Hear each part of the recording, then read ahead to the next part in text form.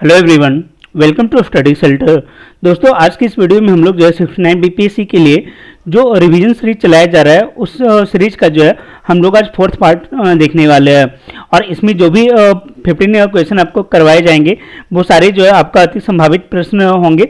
और क्योंकि ये सारे जो आपका जो लेटेस्ट पैटर्न है, जो आपका हाल फिलहाल में जो भी एग्जाम हुआ है बीपीएससी के द्वारा, उसको देखते हुए और जो पीवाईपी है आपका, उसके एनालिसिस पे ये सारे टॉपिक लिए गए हैं और उन्हीं सारे टॉपिक से रिलेटेड प्रश्नों को हम लोग यहाँ पे डिस्कस करते हैं।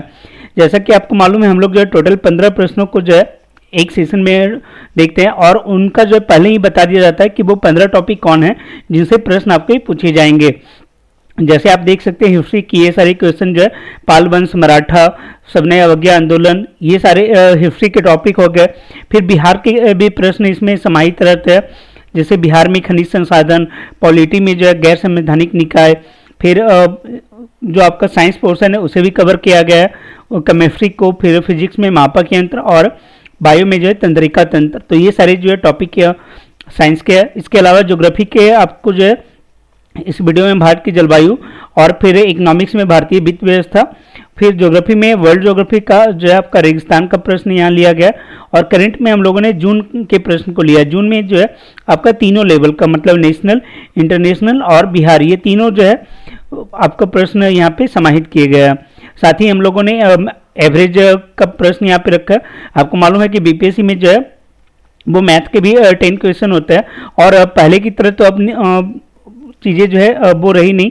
आपको यहाँ पे 1/3 निगेटिव मार्किंग भी है, तो वैसे में आप कोई भी सेक्शन को जो है वो हल्के में लेके नहीं चल सकते और एक एक नंबर जो है वो काफ़ी इंपॉर्टेंट हो जाता है। तो इसी बहाने कम से कम जो है आप मैथ की चीज़ों को रिवाइज करते रहोगे और उससे रिलेटेड कम से कम जो उसका फॉर्मूला है वो आप रिवाइज कर लोगे। ठीक है, इसलिए मैथ के क्वेश्चन को यहाँ पे दिया जा रहा है। तो आइए देखते हैं आज के सेशन में क्या क्या है, कौन कौन से प्रश्न जो है आप सॉल्व कर पाते हैं। और देखो, और जो भी आप के प्रश्न है आप जो है पहले क्या करो कि आप पॉज करके उसे एक बार अटेम्प्ट करके देखो और उसके बाद अगर आप इसके आंसर को जानोगे तो आपके लिए काफ़ी बेनिफिशियल होगा। और कमेंट में आप ये भी बता सकते हो कि आपने जो है कितना मार्क्स जो है वो सिक्योर किया है। तो ये देखते हैं पहले प्रश्न को। पूछा जा रहा है कि इसने मुंगेर को अपनी राजधानी बनाई तथा जावा के शैलेंद्र वंशी शासक बालपुत्र देव को 5 गांव नालंदा में बिहार बनाने के लिए दान दिया। उपरोक्त कथन किस पाल शासक से संबंधित है? देखिए, और होता ही है कि पहले सिंपल बीपीएससी के द्वारा प्रश्न दे दिए जाते थे वन लाइनर। अब उसी वन लाइनर को किया कुछ नहीं है, बस ये आपका जो है स्टेटमेंट बेस में दे दिया है। जैसे एक आपका हो गया कि मुंगेर में राजधानी किसने बनाई थी, मुंगेर को राजधानी कौन बनाया। दूसरा है कि जावा के जो शैलेंद्र वंशी शासक है बालपुत्र देव, उसको जो है 5 गांव नालंदा में बिहार बनाने के लिए किसने दान दिया था। ये आपको मालूम होगा कि पिछली बार जो है बीपीएससी के द्वारा पूछा गया था, आपका शायद 67वीं या 68वीं में ये प्रश्न आपका पूछा गया है। तो ये जो स्टेटमेंट है उसी को आप जो है एक लाइन के फॉर्म में आपको दे दिया गया है। ठीक है, 2 चीज़ों को यहाँ पे इंक्लूड करके। तो ये सारा जो किससे रिलेटेड है, तो ये आपका देवपाल से रिलेटेड है। देवपाल ने जो है मुंगेर को अपनी राजधानी बनाया था और उसी ने जो है वो जावा के शैलेंद्र वंशी शासक बालपुत्र देव को 5 गांव जो है वो नालंदा में बिहार बनाने के लिए दान दिए थे। तो ये दोनों उससे रिलेटेड है। देवपाल के टाइम में ही एक चीज़ और याद रखिएगा, उसी के टाइम में अरब यात्री सुलेमान जो है वो भारत आया था, बिहार आया था और फिर देवपाल जो है 850 ईस्वी तक शासन करता है। वहीं आपको मालूम होगा कि जो पाल वंश है उसका संस्थापक कौन था, तो वो गोपाल था। उसके बाद जो है गोपाल के बाद आपको जो है प्रमुख शासक के रूप में धर्मपाल दिखता है। धर्मपाल जो है वो त्रिदलीय संघर्ष में शामिल होता है, जिसमें आपका प्रतिहार भी होते हैं और राष्ट्रकूट होते हैं। और प्रतिहार राजा नागभट्ट द्वितीय द्वारा और राष्ट्रकूट राजा ध्रुव के द्वारा जो है धर्मपाल को पराजित भी किया जाता है। धर्मपाल ने क्या किया था, तो उसने जो है विक्रमशिला विश्वविद्यालय की स्थापना करवाई थी। कहाँ, तो भागलपुर में। तो ये सारे फैक्ट आप याद रखिएगा। देखते अगले प्रश्न को। पूछा जा रहा है सविनय अवज्ञा आंदोलन के समय किस स्थान पर गढ़वाली सिपाहियों ने अहिंसक प्रदर्शनकारियों पर गोली चलाने से मना कर दिया था। ऑप्शन ए लाहौर, पेशावर, हिमाचल प्रदेश या असम। देखो एक प्रश्न तो आपका ये बन जाता है कि गढ़वाली सिपाहियों ने जो है अहिंसक प्रदर्शनकारियों पर गोली चलाने से कब मना किया था। आपको आंदोलन का नाम पूछ लेता है, तो ये आपका किया गया था सबने अवज्ञा आंदोलन के समय। और ये कहाँ पे हुआ था, तो ये आपका पेशावर में हुआ था। पेशावर में जो है ये जो गढ़वाली सिपाही थे वो जो है गोली चलाने से मना कर देते हैं। तो याद रखिएगा पेशावर में हुआ था, गढ़वाली सिपाही ने जो है वो गोली चलाने से मना किया था। और इसमें जो प्रमुख नेता थे वो है चंद्र सिंह गढ़वाली। फिर बाद में क्या होता है कि इन सिपाहियों को जो है उनके ऊपर कार्रवाई की जाती है और इन्हें कोर्ट मार्शल कर दिया जाता है। देखते हैं अगले प्रश्न को। आगे पूछा जा रहा है कि ताराबाई भोसले 1700 से 1708 तक भारत के मराठा साम्राज्य की शासिका थी। वह किस मराठा राजा की विधवा थी, ये पूछा जा रहा है। ऑप्शन है संभाजी, शिवाजी द्वितीय, राजाराम या शिवाजी तृतीय। तो इसका सही आंसर हो जाएगा राजाराम। राजाराम की जो पत्नी थी वो जो है 1700 से लेके 1708 तक वो मराठा साम्राज्य पे शासन करती है। देखो होता यह है कि शिवाजी की मृत्यु के बाद जो है वो बनते कौन है, संभाजी। संभाजी जो है वो छत्रपति बनते हैं और संभाजी के बाद जो है वो राजाराम जो है छत्रपति बनते हैं।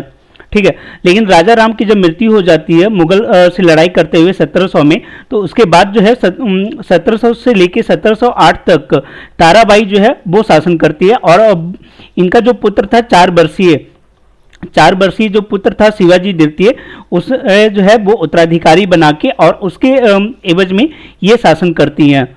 ठीक है, शिवाजी द्वितीय के को मतलब एक तरीके से उत्तराधिकारी घोषित करने के बाद ये बनाती है। जैसे आपने बाहुबली जो मूवी देखा उसी टाइप का यहाँ पे कुछ सीन होता है कि जब ये छोटा होता है तो फिर ये ताराबाई जो है वो शासन करती है।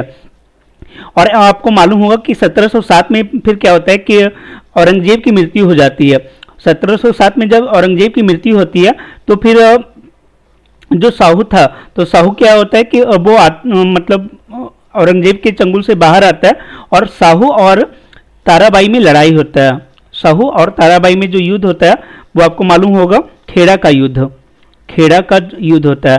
और इस खेड़ा के युद्ध में जो है क्या होता है कि ताराबाई जो है वो हार जाती है और साहू विजय होता है और साहू जो है फिर मराठा साम्राज्य को संचालित करने लगता है और ताराबाई सतारा चली जाती है। ठीक है, सतारा चली जाती है। और सतारा को जो राजधानी किसने बनाया था, तो राजा राम ने जो अपनी दूसरी राजधानी बनाया था सतारा को अपना दूसरा राजधानी बनाया था। तो ये सारे पॉइंट आप याद रखिएगा। ताराबाई भोसले जो है वो राजा राम की पत्नी थी और राजा राम जो है वो छत्रपति थे। ये शिवाजी के जो है छोटे बेटे थे, शिवाजी के छोटे बेटे थे राजा राम। ठीक, वही चीज़ें यहाँ पे बताई गई है कि ताराबाई भोसले जो है वो आप उनका 1707 से 1708 तक मराठा साम्राज्य की संरक्षिका थी और वह छत्रपति राजाराम भोसले की रानी तथा साम्राज्य के संस्थापक शिवाजी की बहू और शिवाजी द्वितीय की माँ थी। ये 4 वर्षीय पुत्र था। ठीक, तो ये आप याद रखिएगा। अगला जो प्रश्न है वो आपका प्रश्न नंबर 4 है और ये पूछा गया है आपका अम्ल से रिलेटेड, मतलब ये केमिस्ट्री का प्रश्न है। पूछा ये जा रहा है कि अम्ल होते हैं जो जलीय विलयन में हाइड्रोजन के धनायन देते हैं। दूसरा है कि किसी दूसरे पदार्थ से प्रोटॉन ले सकता है। तीसरा है कि अम्ल जो है वो मिथाइल ऑरेंज को पीला कर देते हैं। तो उपरोक्त में से कोई नहीं, एक से अधिक। तो इसका सही आंसर हो जाएगा आपका ऑप्शन नंबर ए। जो अम्ल होते हैं वो जलीय विलयन में हाइड्रोजन के धनायन देते हैं। यहाँ पे आप देख सकते हैं आर्रेनियस का जो आयनिक सिद्धांत है उसमें ये बोला गया था कि कोई भी पदार्थ जो जल में अगर घटित होकर हाइड्रोजन के धनायन देता है उसे हम लोग अम्ल कहेंगे। ठीक है, तो ये आपका पहला स्टेटमेंट सही हो जाएगा।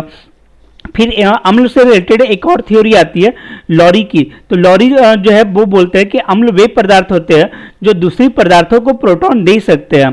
ठीक है, प्रोटॉन दे सकते हैं, देने की यहाँ की बात की जा रही है, जबकि यहाँ बोला जा रहा है कि दूसरे पदार्थों से प्रोटॉन ले सकते हैं। तो ये आपका अम्ल का नहीं बल्कि ये क्षार का गुण होता है, बेस का ये गुण होता है।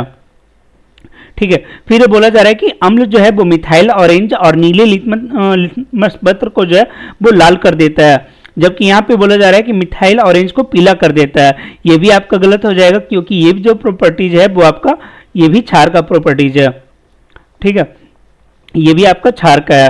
तो याद रखिएगा कि जो अम्ल होता है वो मिथाइल ऑरेंज को लाल कर देता है और नीले लिटमस पत्र को जो है वो लाल कर देता है। फिर जो आपका क्षार होता है, क्षार देखो अम्ल का उल्टा हो जाएगा। क्षार क्या करेंगे कि वो जो दूसरे पदार्थ से प्रोटॉन लेंगे और मिथाइल ऑरेंज को जो है वो पीला करने का गुण वो रखते हैं। ठीक, देखते हैं अगले प्रश्न को। अगला प्रश्न थोड़ा सा कंफ्यूजिंग है, आप इसे अच्छे से अटेम्प्ट कीजिएगा। पूछा जा रहा है कि विद्युत शक्ति का मापक यंत्र क्या है। विद्युत शक्ति की बात की जा रही है। ऑप्शन है वोल्ट मीटर, ए मीटर, वाट मीटर या गैल्वेनोमीटर। तो देखो इसका सही आंसर हो जाएगा आपका वाट मीटर। मैंने पिछली क्लास में भी बताया था कि जो पावर होता है वो होता है आपका वी स्क्वायर बाई आर। ठीक है, वी स्क्वायर बाई आर ये आपका पावर का फॉर्मूला होता है, और जो पावर का मात्रक मापने का काम करता है वो आपका वाट मीटर के द्वारा किया जाता है। अब बाकी को भी देख लेते हैं कि बाकी में क्या डिफरेंसेज है। देखो जो वोल्ट मीटर होता है, वोल्ट मीटर क्या करता है, ये आपका जो है पोटेंशियल डिफरेंस को मेजर करता है। ठीक है, दो जो पॉइंट है, दो पॉइंट के बीच कितना पोटेंशियल डिफरेंस है ये मेजर करने का काम आपका वोल्ट मीटर से किया जाता है।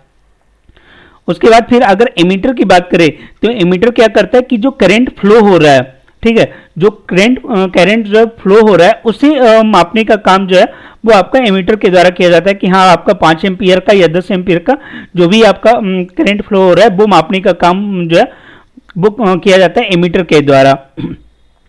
अब वाट मीटर क्या है, वाट मीटर बोल रहा है कि it is used to measure electric power of given circuit. तो उस सर्किट में जो इलेक्ट्रिक पावर है उसे मापने का काम जो है यहाँ पे वाट मीटर के द्वारा किया जाता है। आप देख सकते हैं ये अलग अलग यहाँ पे यंत्र है आपके। वोल्ट मीटर यहाँ पे दिखाया गया, फिर ये आपका एमीटर हो गया और ये आपका वाट मीटर हो गया। तो ये सारे जो है अलग अलग हैं और यही आपके ऑप्शन में देके कंफ्यूज करने का प्रयास किया जाता है आयोग के द्वारा। आप इस टाइप का एक प्रश्न जो है वो देखे होंगे 67 या 68 में इस तरीके का एक प्रश्न पूछा गया था। ठीक है, देखते हैं अगले प्रश्न को। नीचे भी वही सारी चीजें बताई गई है और एक और बताया गया गैल्वेनोमीटर के बारे में।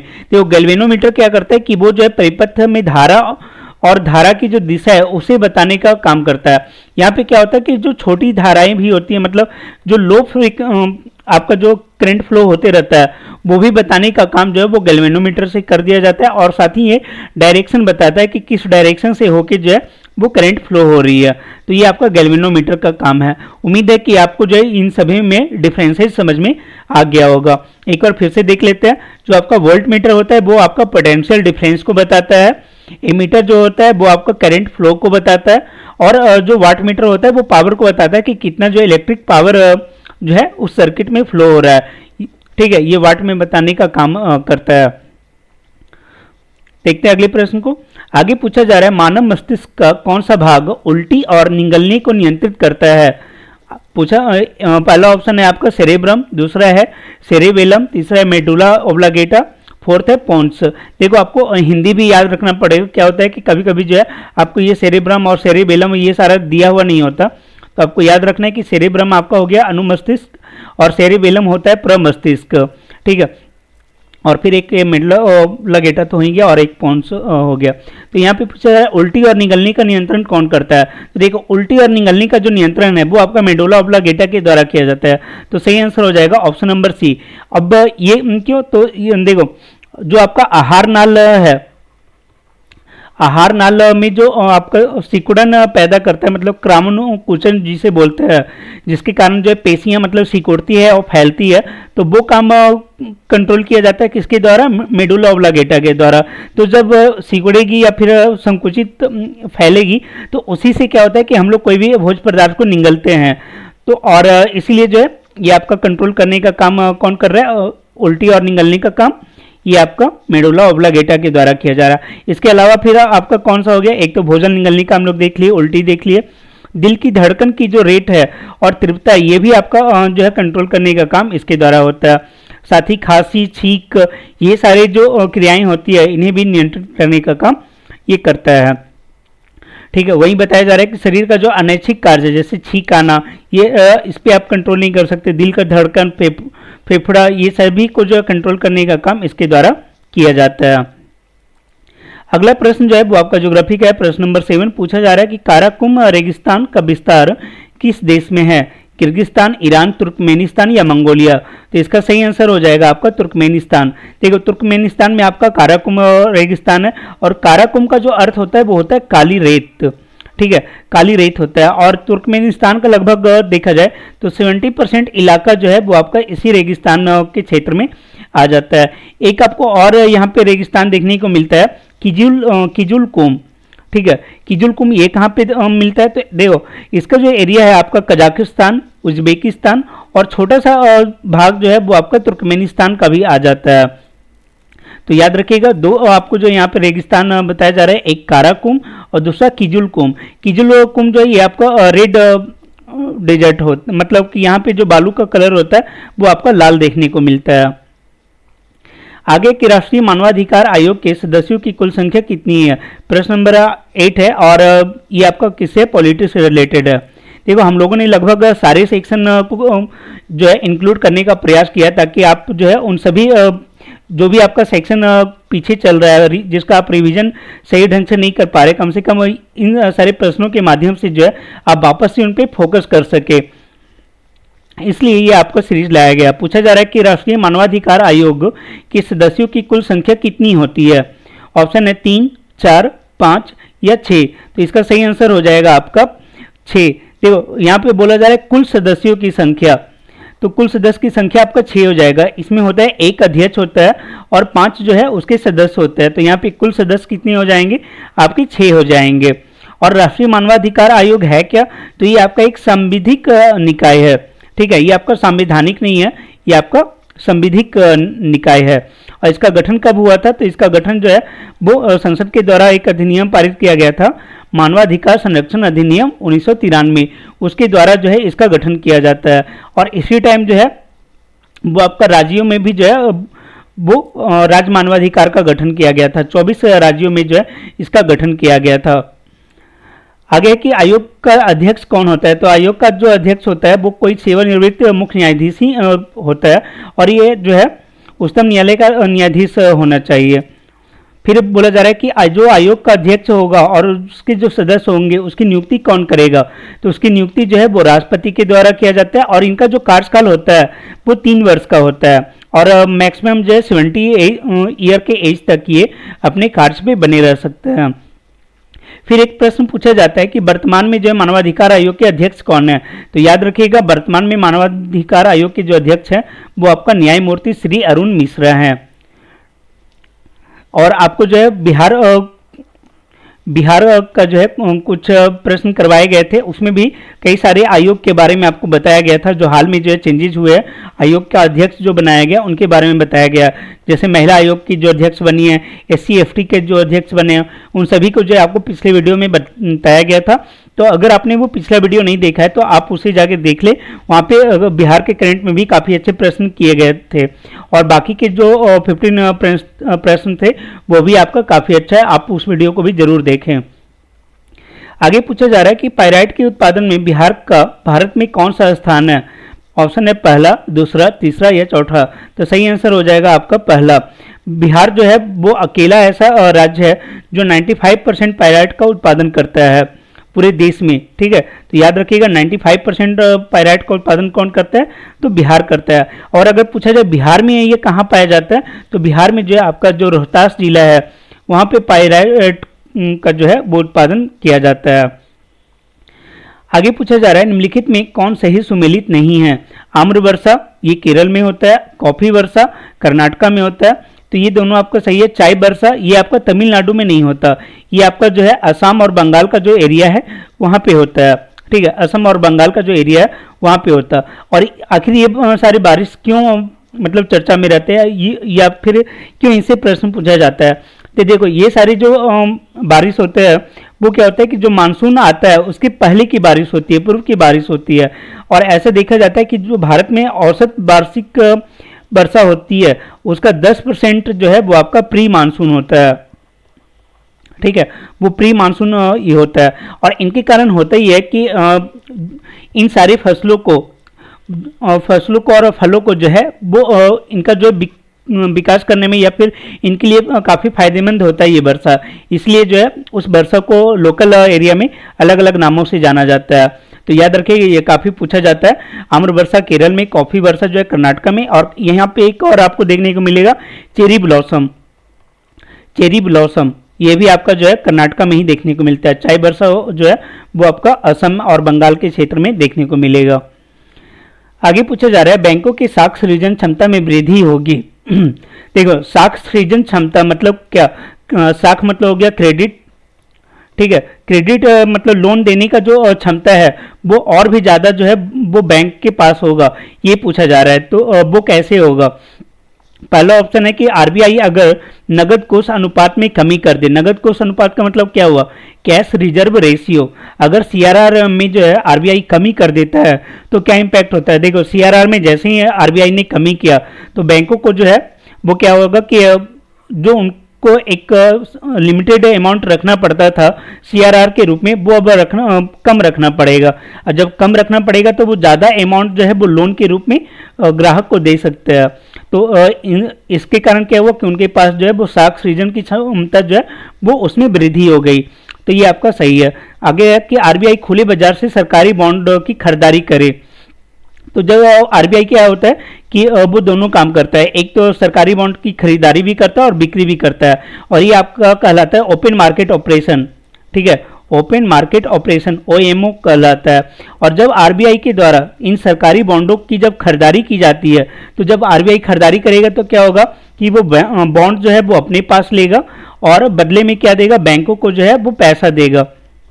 ठीक, जब बैंकों को पैसा दे रहा है तो फिर क्या हो रहा है कि बैंकों के पास जो है वो ज़्यादा अमाउंट आ गया और फिर वो ज़्यादा लोन जो है वो दे सकते हैं। तो इससे भी क्या हो रहा है कि साख सृजन की जो क्षमता है उसमें वृद्धि हो रही है। तो ये भी आपका आंसर सही हो जाएगा।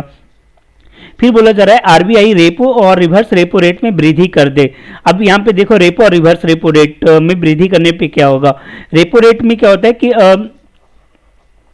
जो बैंक है वो जो है आरबीआई से उधार लेते हैं, ठीक है, शॉर्ट टाइम के लिए।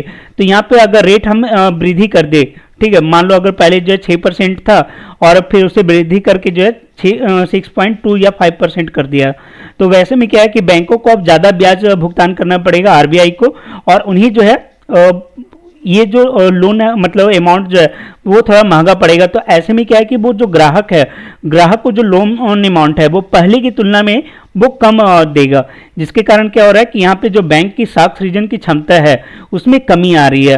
तो ये आपका आंसर नहीं होगा, अर्थात इसका जो सही आंसर हो जाएगा वो होगा ऑप्शन नंबर डी, उपरोक्त में से एक से अधिक। देखते हैं अगले प्रश्न को। पूछा जा रहा है grand order of the chain of the yellow star Suriname के सर्वोच्च नागरिक सम्मान से किसे सम्मानित किया गया। ये आपका करंट अफेयर्स का प्रश्न है और पूछा गया कि किसे जो है सूरीनाम का सर्वोच्च नागरिक सम्मान दिया गया। देखो होता यह है कि जो चीज़ें ज़्यादा फ्रिक्वेंटली होती है उसके बारे में आयोग ना पूछ के उन चीज़ों के बारे में पूछता है जो कि आपका थोड़ा सा बैक में रहता है, ठीक है। ज़्यादातर आप देखते होंगे कि जब नरेंद्र मोदी कहीं दौरे पे जाते हैं तो उन्हें जो है कई सारे जो है वो सर्वोच्च नागरिक सम्मान दिया जाता है, जैसे अभी हाल ही में फ्रांस का दिया गया, उसके बाद फिर आप देखोगे तो मिस्र का दिया गया। तो कई सारे देशों का जो है उन्हें सर्वोच्च नागरिक सम्मान जो है दिया गया है। लेकिन आपका जो सूरीनाम का सर्वोच्च नागरिक सम्मान है वो दिया गया है हमारी राष्ट्रपति द्रौपदी मुर्मू को, ठीक। तो ये आप याद रखिएगा कि द्रौपदी मुर्मू को जो है grand order of the chain of the yellow star जो सूरीनाम का सर्वोच्च नागरिक पुरस्कार है वो दिया गया है। और इस टाइप के प्रश्न जो है वो आपका पूछे जाने की संभावना बना हुआ रहता है, इसलिए आप इसे ध्यान में रखें। यहाँ पे आप देख सकते हैं सूरीनाम के जो है राष्ट्राध्यक्ष के द्वारा दिया जा रहा है राष्ट्रपति द्रौपदी मुर्मू को ये सम्मान।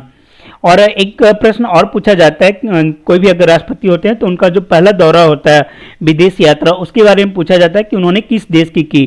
तो राष्ट्रपति द्रौपदी मुर्मू के द्वारा जो पहली विदेश यात्रा की गई थी वो आपका सूरीनाम का ही किया गया था। तो ये भी आप याद रखें।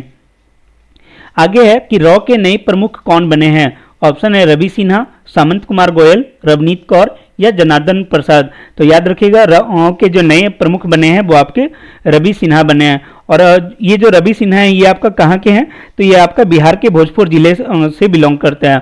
तो ऐसे में जो ये आपका बिहार करंट अफेयर्स के लिहाज से भी आपका इंपॉर्टेंट है, और आप जो है ऐसे भी नॉर्मल भी आपका ये करंट अफेयर्स में रॉ का जो है आपका पूछ लिया जाता है। वहीं अगर बात करें रॉ का जो है वो आपका क्या होता है फुल फॉर्म, तो ये होता है रिसर्च एंड एनालिसिस विंग, अर्थात अनुसंधान और विश्लेषण विंग। ये आपका रॉ का फुल फॉर्म हो गया। देखते हैं अगले प्रश्न को। अगला है 14th नंबर है, पूछा जा रहा है कि चतुर्थ जल पुरस्कार में सर्वश्रेष्ठ राज्यों की श्रेणी में बिहार को कौन सा स्थान प्राप्त हुआ, पहला, दूसरा, तीसरा या चौथा। तो इसका सही आंसर हो जाएगा आपका फोर्थ। चतुर्थ जो राष्ट्रीय जल पुरस्कार दिया गया उसमें जो है राज्यों की श्रेणी में जो है वो बिहार को आपका फोर्थ नंबर दिया गया है। सॉरी, यहाँ पे मैं आपको गलत बोल गया। देखो, जो बिहार को रैंक दिया गया है वो आपका तीसरा दिया गया है। ठीक है, यहाँ पे आप देख सकते हैं लिखा हुआ भी है कि इन राज्यों में पहला स्थान आपका एमपी को मिला है, दूसरा स्थान उड़ीसा को मिला है और तीसरा स्थान जो है वो आपको संयुक्त रूप से आंध्र प्रदेश और बिहार को मिला है। तो बिहार का राज्यों की श्रेणी में कौन सा स्थान मिला, तो आप इसे याद रखिएगा, थर्ड मिला है। ठीक है, गलती से मैं बोल गया था, तो याद रखिएगा थर्ड जो है आपको मिला है बिहार को राष्ट्रीय जल पुरस्कार, जो फोर्थ हुआ था उसमें। फिर वहीं अगर बोला जाए कि सर्वश्रेष्ठ जिला का प्राइज किसे मिला है, तो उड़ीसा का जो गंजम जिला है उसे जो है सर्वश्रेष्ठ जिला का अवार्ड दिया गया है। वहीं जो आपका बरौनी रिफाइनरी है, एनटीपीसी बरौनी है, उसे जो है उद्योग की श्रेणी में, जैसे अलग अलग श्रेणियां होती हैं, तो उनमें उद्योग का जो श्रेणी है उसमें एनटीपीसी बरौनी जो बेगूसराय में है उसे प्रथम स्थान प्राप्त हुआ है। तो आपका दोनों पूछा जा सकता है कि बिहार को कौन सा मिला, तो बिहार जो है वो थर्ड नंबर पे रहा राज्यों की श्रेणी में, और उद्योग की श्रेणी में जो है एनटीपीसी बरौनी आपका पहले स्थान पे रहा। आगे जो है मैथ का प्रश्न है, क्वेश्चन नंबर 15।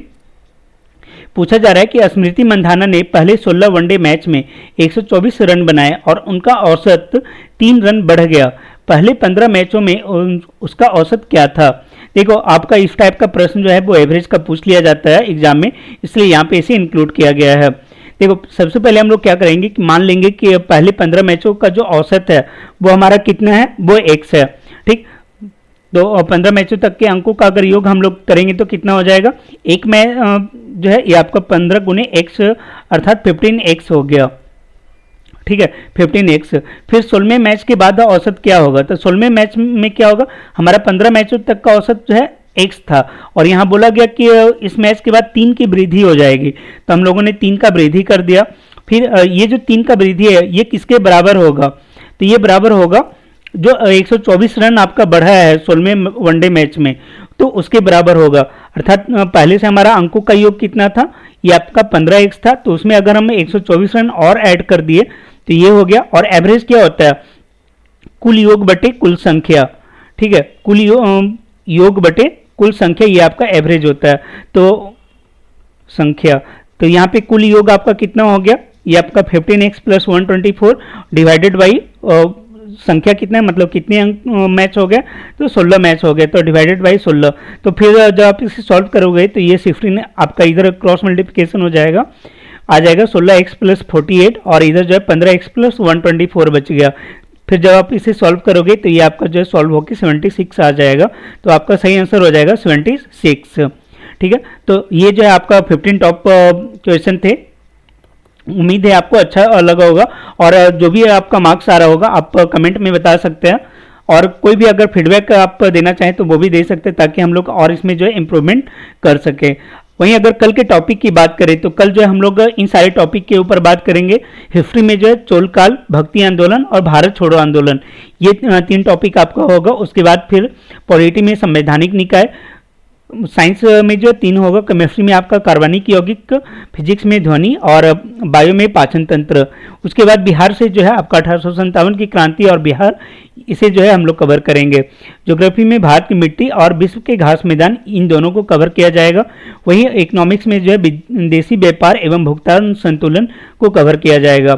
और करंट अफेयर्स में हम लोग जो मई का करंट अफेयर्स होगा उसे हम लोग कवर करेंगे। और मैथ का जो है हम लोग रेशियो और प्रपोर्शन का जो टॉपिक है उससे रिलेटेड प्रश्नों को देखेंगे। तो ये सारे टॉपिक आप कल करके आइएगा। हम लोग जो इससे रिलेटेड कुछ मज़ेदार प्रश्नों को लेके आएंगे, जो इसकी संभावना जो है एग्जाम में बनी रहेगी पूछे जाने की। तो उम्मीद है ये आपको सेशन अच्छा लगा होगा। आप अपने दोस्तों के बीच में इसे शेयर करें, और अगर आपने अभी तक इस चैनल को सब्सक्राइब नहीं किया है तो सब्सक्राइब कर ले, और साथ ही जो बेल आइकन को जरूर दबाएं, ताकि आपको जो रेगुलर बेसिस पे नोटिफिकेशन मिलता रहे। Thank you.